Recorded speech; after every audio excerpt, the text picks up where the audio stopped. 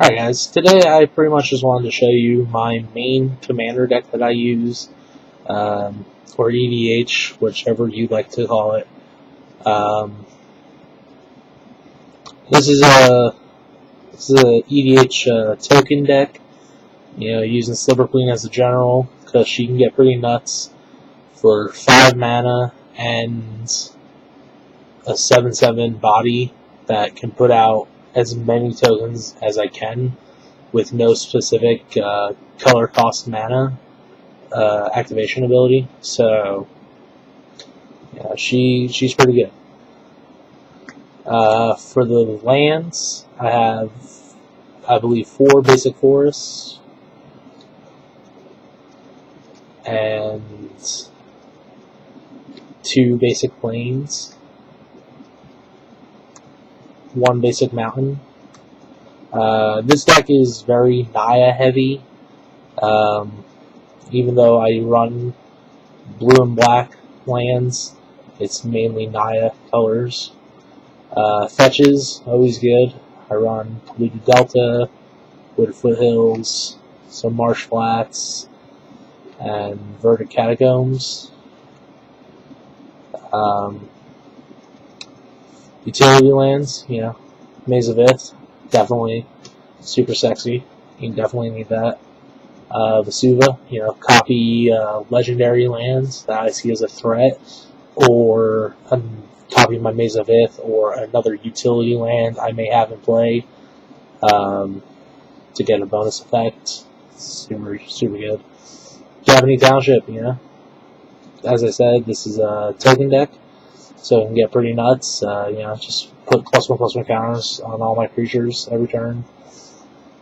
Keller and Outpost, make a dude at the cost of losing a plains, so it's not too bad. Core Haven, another Maze of Ith type effect. Hideaway Land, Windbrisk Heights, 3 creatures attacking is really no issue. I've gotten a turn 4 Kozilek off of that. Drew 4 cards and they couldn't deal with the Annihilator in time. Temple of the False God, 2 mana for 1 land, it's pretty good. 5 color lands, Command Tower, definitely. Reflecting Pool, sexy. City of Brass, definitely sexy. Exotic Orchard, no matter what color my opponent plays, I can play it too. Rupture Spire, definitely sexy. Tri-lands, we got Savage Lands. We got some Jungle Shrine action, definitely Naya, and Seaside Citadel, Savage Lands and Seaside Citadel mainly for the blue and the black that they can provide me.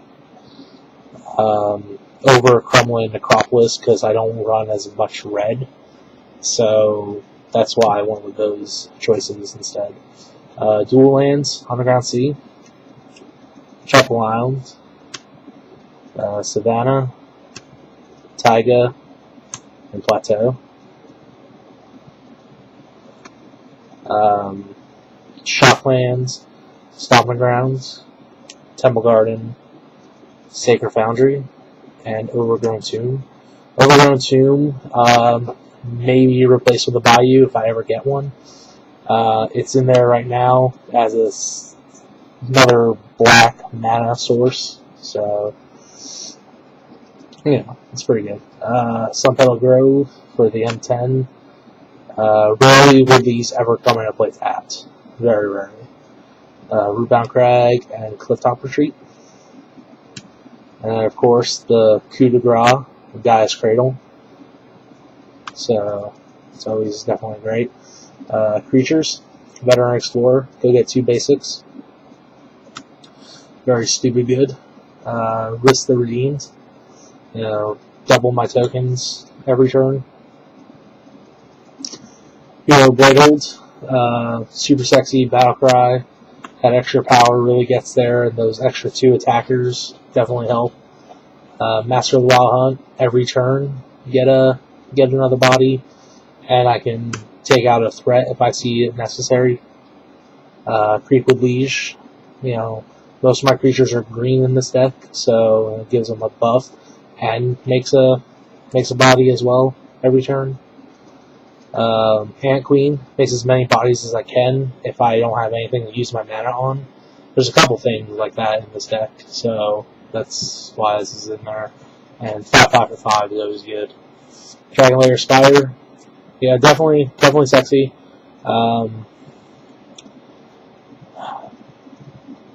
You know, it forces my opponents to choose what to play more carefully, and gives me a 5/6 reach, which this deck kind of lacks a little bit of flying, but it makes up for in fatties on the ground.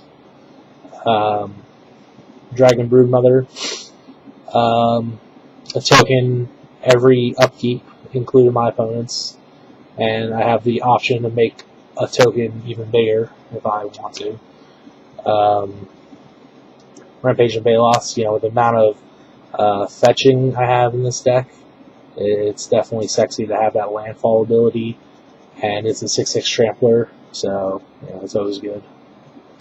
Avenger of Zendikar, again, the amount of fetching that I have, and the ramp and everything, you know, I'll definitely have at least 7 by the time I'm playing him. So 7 0/1 bodies that just get pumps from everything in this deck. You know, like Elish Norn, for instance. You know, +2/+2. So good, let me tell you. Courier Hoof Behemoth. Even if I never get landfall off those guys, you know, he pretty much takes care of that. Bringer of the Green Dawn, you know, body every turn. Option to play a Wooburg if I can't get that 9 mana up. Rarely do I play this Wooburg ability though. It's just I might not have it, but it's hard to not have it in this deck really. Kozilek, you know, you gotta have Eldrazi when you're going heavy ramp. You know, 12/12 for 10 that gets you 4 cards. It's always good. You know, like Angel, Ulamog, the Infinite Gyre, like Angel of Despair effect, Annihilator 4, and Indestructible for 11 mana. It's definitely pretty good. World Spine Worm, you know, it's 11 mana, but I have ways of getting him out. You know, and I get the 5/5s. You know, I get 3 5/5s for sure. So it's definitely good. Blightsteel Colossus, you know, Trampling Effect, Indestructible. Definitely good in this format. Mox Diamonds, you know, some Mana Ramp, Soul Ring, staple. Sensei Divine Top, staple. Chromatic Lantern, soon to be staple for multicolor decks. In EDH. And it's definitely good for the mana ramp ability that it gives and the mana fixing. Eldrazi Monument, definitely sexy. That sacrifice at the beginning of every upkeep is no problem for this deck. Akroma's Memorial, definitely very sexy. Ability pump, pretty much. Luminarch Ascension. It's hard to not. It's hard to take 4 damage in this deck. Take a damage every turn, pretty much, just because of the amount of bodies I can get out as early as I do. So, Luminarch Ascension early game, it's gonna win for sure, or at least make a statement. Bitter Blossom, again, lose a life every turn of mine, but I get a 1/1 flyer and return. That's good. Prismatic Omen, mana fixing. Rise of the Hobgoblins, get a bunch of dudes and give red and white creatures I have first strike, which is, it's good. I don't have many. I mostly have green creatures coming out, but for the red and white creatures I do have, it definitely helps them all day. Tangible Virtue, definitely a must for a token deck. Gaia's Anthem, a white green Glorious Anthem. Glorious Anthem, a white Gaia's Anthem, pretty much. Fires Yavimaya. Yavimaya, creatures I have gain haste, and if I have an indestructible creature and they're about to wipe the board, I can sack this and deter an attack on me, pretty much. Awakening Zone, a little bit of mana, and a little bit of body every turn. It's definitely good. Goblin Assault, 1/1 haste every turn. It's something you're sticking your nose at. Parallel Lives, pretty much mini doubling season. Gloria Warfare, my turn, the dick gets bigger. Your turn, the ass gets bigger. So, it's pretty good. Mirari's Awake, definitely sexy. Pump and mana ramp, for sure. It's always good. Doubling season, better Parallel Lives. Mana Reflection, permanents, tap for twice as much mana, so it's definitely nice to have him in here. Ajani Goldmane, 2 life every turn, pretty much, or give my creatures +1/+1 and vigilance every turn until he dies. So it's definitely nice to have him.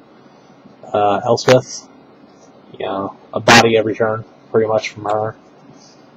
Garrick, a body pretty much from him every turn as well. Sarkin Ball, give my creatures haste if I don't have Fires of Yavimaya. +1/+1 is sexy. I'll gain control of one of your Eldrazi's or something, or if you let him stay out, I'll get 5 4/4s and hit you for 20 at some point, or even more with all the ramp that I have. Sorin, a body every turn, or a little bit of pump. Rarely will I use his ultimate, only if there's a lot of annoying things on the fields. Elspeth, definitely very sexy. Gain a bunch of life every turn. Comet Storm, it's a game ender in very, very high multiplayer games. White's on Zenith,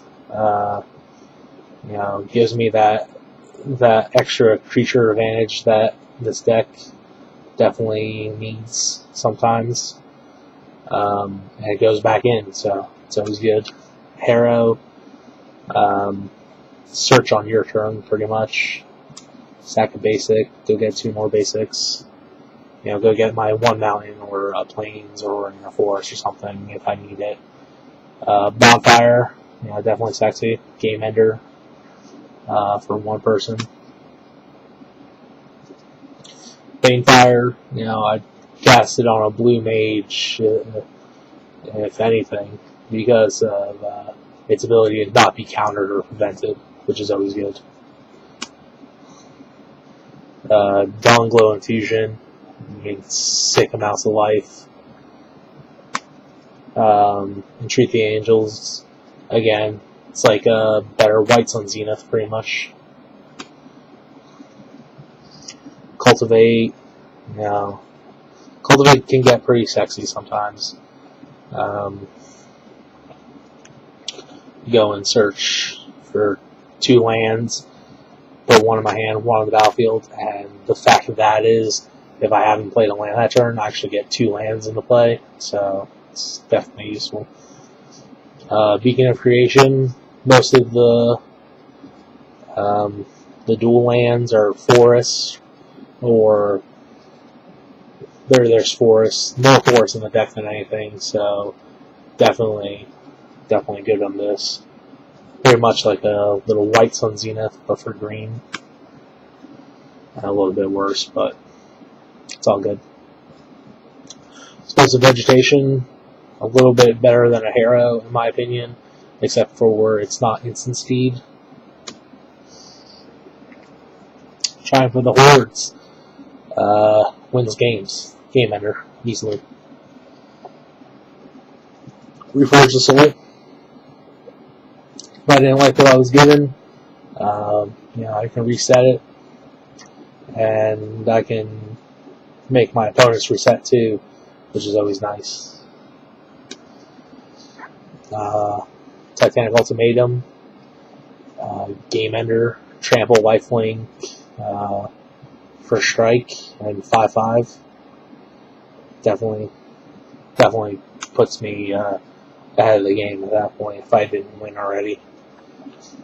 To the Nail, go get my 2 best creatures that enter the battlefield, and just make sweet, sweet love to everything you have. Hour of Reckoning, the only board wipe I have in this deck, because this deck is more about funsies than it is to win and annoy people. It's just a fun little deck that I like. And Stormherd, again, with the mass amounts of life that I gain, it's not uncommon to get 50 or 60 Pegasus tokens. So that is my EDH Sliver Queen deck, who's always quite sexy. Alright guys, thanks for watching.